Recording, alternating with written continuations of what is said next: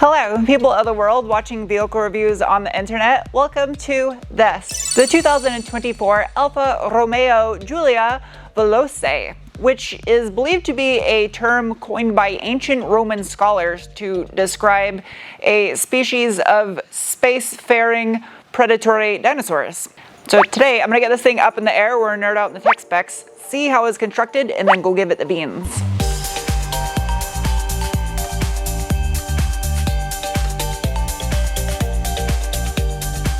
Love these wheels.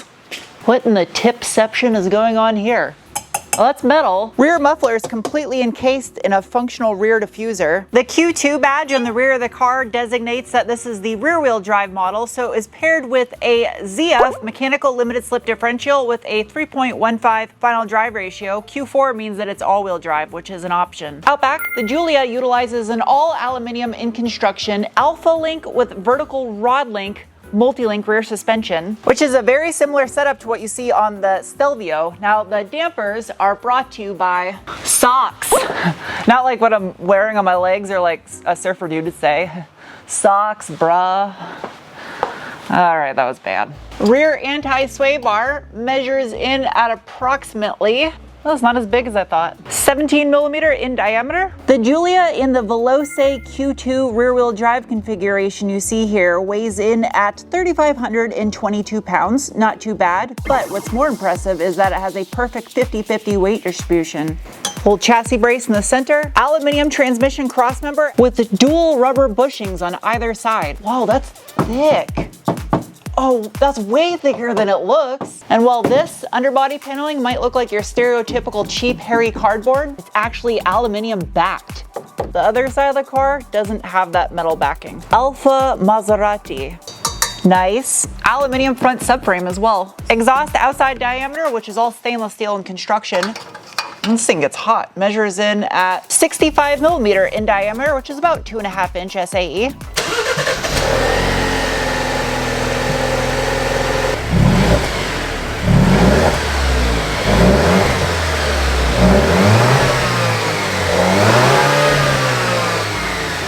As far as the transmission goes, there's only one option available with this configuration, and that is the ZF 8HP 50 8-speed automatic with a maximum torque input rating of 500 Newton meters, which is about 369 pound-feet. Sadly, there is a 6-speed manual option available with the Giulia, but we don't get it here in the United States. You can also get it with a diesel too. Is that a divorced wastegate? No. Is it? Oh, there's an oil filter. It's not hard to get to. I mean, there's actually quite a bit of room to work on this thing. Up front, you have an all aluminum in construction double wishbone front suspension. That's interesting. The Q4 model must have a completely different front knuckle because there's no access right here for a drive shaft. Again, paired with those socks, coilover dampers. Front anti-sway bar measures in at approximately 27 millimeter in diameter. There is no little quick access door for oil changes, but that's okay. It gives you an excuse to remove it and clean underneath when you do your oil change. That's a plus. That's cute. It's got a little beak in the front bumper. It's time for the braking test. No one behind me. Ready? Okay. Okay. Oh, shit.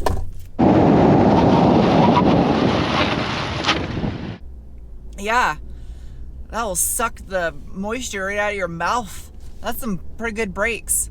It was really firm and just solid.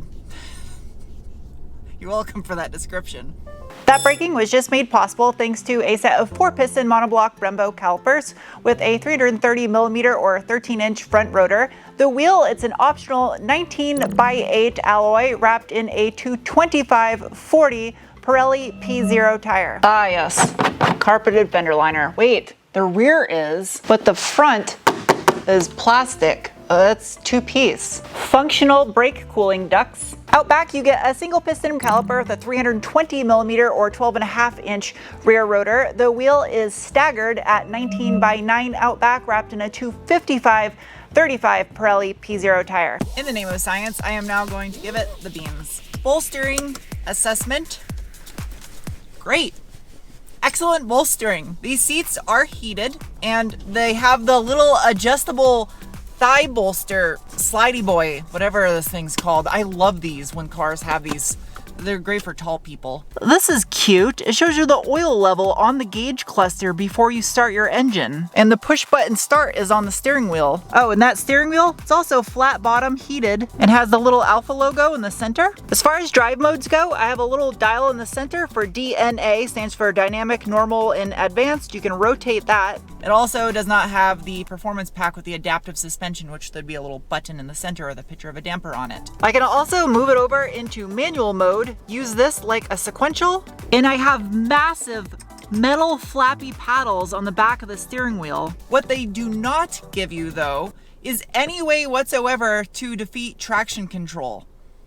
Nothing, although you can modify these and add that dial from like a quadrifolio and then reflash probably the BCM and the ECU since it's functionality of a dial. Anyway, you can't turn off the traction control. I am going to keep it in dynamic.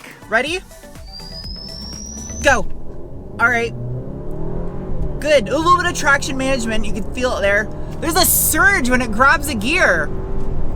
It doesn't. All right, that's a lot quicker than I thought it was.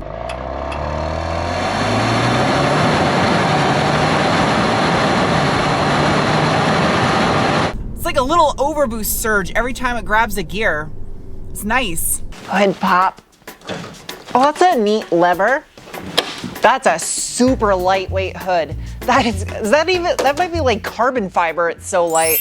Underneath the hood of the 2024 Alfa Romeo Giulia Veloce is the Multi-Air 2, which is an all aluminum 2-liter single overhead cam turbocharged 4-cylinder that produces 280 horsepower at 5,200 RPM and 306 pound-feet of torque from 2,000 to 4,800 RPM. Single cam. I emphasize that because this is not to be confused with the dual overhead cam mild hybrid version you see in a lot of other Stellantis products in North America, like the Jeep Wrangler, namely. That is a different engine than the one that is found in the Giulia. This plastic engine cover is not just held on with plastic connectors like every other engine out there. It actually has physical hardware.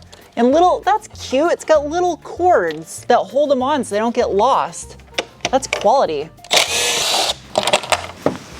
At close glance, you would see the width of this valve cover and think that it's a dual overhead cam, but it's not. It's a single jingle. The cam is just right here. This over here is for the multi-air system. So, digging in a little bit deeper on this 1993cc Multi-Air 2 single cam, it has a 84 by 89.9 millimeter bore and stroke with a 10.0 to 1 compression ratio, has a forged nitride steel crankshaft with forged aluminum pistons with oil squirters. Moving up into the cylinder head, this is where things get interesting. The exhaust manifold is cast into the head where a single twin scroll turbocharger, which you can see right here, and the air is cooled by a water-to-air charge cooler. Now, the multi-air system, which is a form of variable valve timing, but where things get neat is the fact that this is a single cam engine with 4 valves per cylinder, and it has variable valve timing, but does not rely on cam phasers to physically move your camshaft like most modern variable valve timing systems. What this does is it uses hydraulic oil pressure to control solenoids that will then open your intake valves, and it can change the duration, the lift, and the valve timing. And then the exhaust side is just driven solely mechanically off of that single camshaft. So it's a variable valve timing system on the intake only, but it's super simple. There's not many moving parts to go wrong, and it's also a chain-driven engine. That's cute. There's a little door for your washer fluid and a tiny one for the brake master cylinder. Strut towers, cast aluminium. You can see the top of the strut is cambered fairly far inward, which helps with handling. And considering this engine bay can fit the Quadrifolio's 2.9 liter twin turbo V6, it's not shoehorned in here either. Whoa, that's neat. It's off to the side. Oh, it's got dual coolant expansion chambers. Must be for the turbo or the water-to-air charge cooler. Oh, the battery is located in the rear too. There's a little point to hook up to jump start. All right, let's take this thing for a rip.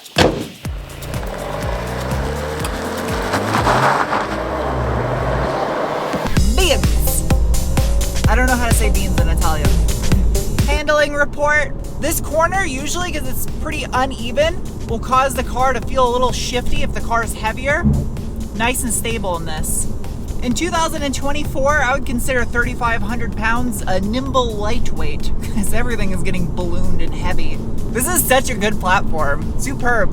I can only imagine how good the Quadrifoglio must be, because I love the Stelvio Quadrifoglio. I don't know if adaptive dampers would really improve handling all that much in this, because the fixed rate SOX dampers are nice.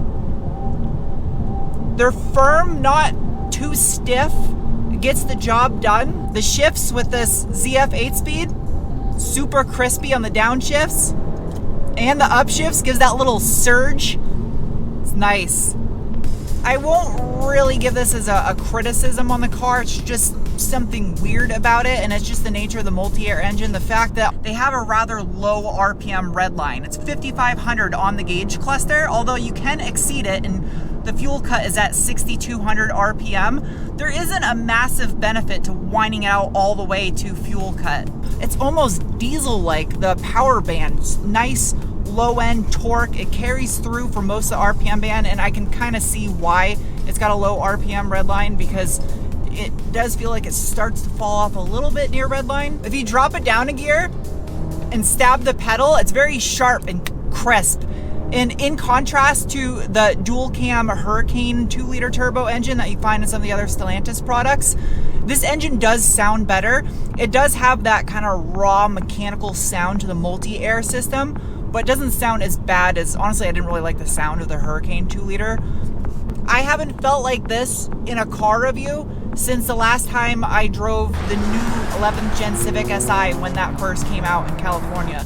This to me is like the rear wheel drive version of that enjoyment fun factor wise and how it made me feel. Not on paper, how it handles, any of that nonsense. I'm just saying the feel you get from driving it. This puts that much of a smile on my face. The lack of a manual transmission option in the States and the lack of the ability to fully defeat your traction and stability control is a massive setback for me. I don't know why they didn't just offer that for at least the Veloce. I don't know about the Competizione edition. I'm probably butchering these pronunciations. I'm sorry, all right? I'm not a linguist.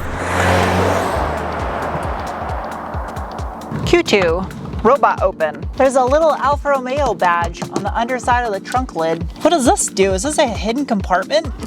What is this for? I think this is where the battery's at. Yep.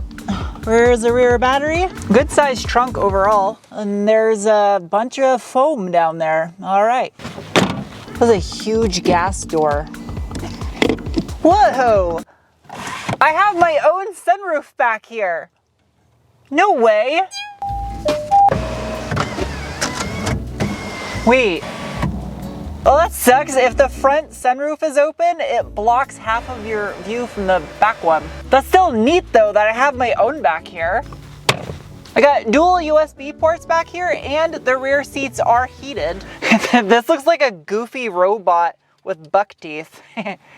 I found the electronic parking brake is a tad annoying. You can see I'm in drive right now, and if I give it the gas, it doesn't automatically turn off. It just yells at me. A lot of manufacturers do this though, and that's why I'm not a fan of electric parking brakes. I am a fan of the fact though they give you a little rubber holder for your key fob, locks it in place. It's got a little Italian flag right next to the shifter. The infotainment screen has this mattified black trim that goes around it. It kind of makes it look like it's an irregular shape. The infotainment system itself is fairly idiot-proof, doesn't take much effort to learn and find stuff when you need it. This one has the optional Harman Kardon sound system. It's actually not bad. Oh, neat. It scores you on your acceleration, deceleration, and gear position, I guess, and gives you an overall score. Well, that's wild. There's actually a button for a towaway alarm, I guess. This is a coin holder. Oh, that's actually nice. It's felt or something lined. They give you a menu where you can access all the robot nanny safety features and disable the ones you don't need or want. I've always said you can tell if you're gonna like a car by driving its base model, and if the base model is good, then you know the top model is gonna be fantastic. And while this isn't a base model, you could argue against the Quadrifoglio, it is, because it's the 4-cylinder version, and it doesn't matter what kind of trim options you add, it's the engine that matters. Comparing this against some of its rivals like the Lexus IS and the Mercedes C-Class, I would choose the Mercedes if you like ambient lights. I would choose the Lexus if you want to drive it for 1,000,000 miles and still have it be worth what you paid for it at the end. And I would choose this if you like things that taste good. This is the tasty choice of those offerings. I'm not considering BMW because BMW doesn't consider me when it comes to reviewing their vehicles. I was extremely impressed with the fuel economy on this thing also. Considering the performance you get out of it, the 0 to 60 is somewhere in the 5s depending on the conditions and tires and the wind speed and the density altitude and the driver and wind, and if you filled up at a shitty gas station or a good gas station, is great. Even though the vast majority of the population is choosing to buy soul-sucking boxes on wheels that have no flavor or passion in them, that was probably a little bit of an exaggeration, but it goes to show that cars are still a phenomenal choice for a daily driver, because this thing is just chef kiss.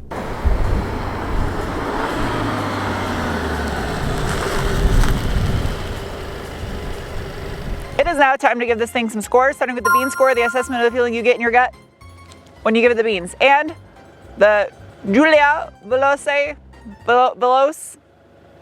I'm sorry if you speak Italian and I sound like a boob right now. I can't speak Italian. I'm trying my best.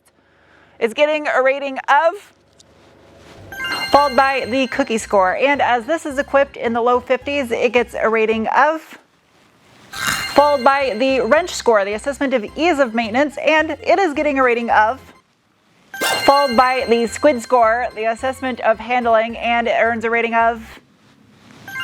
Lastly is the penguin score, the assessment on how much I personally like a vehicle, and Giulia is getting a rating of.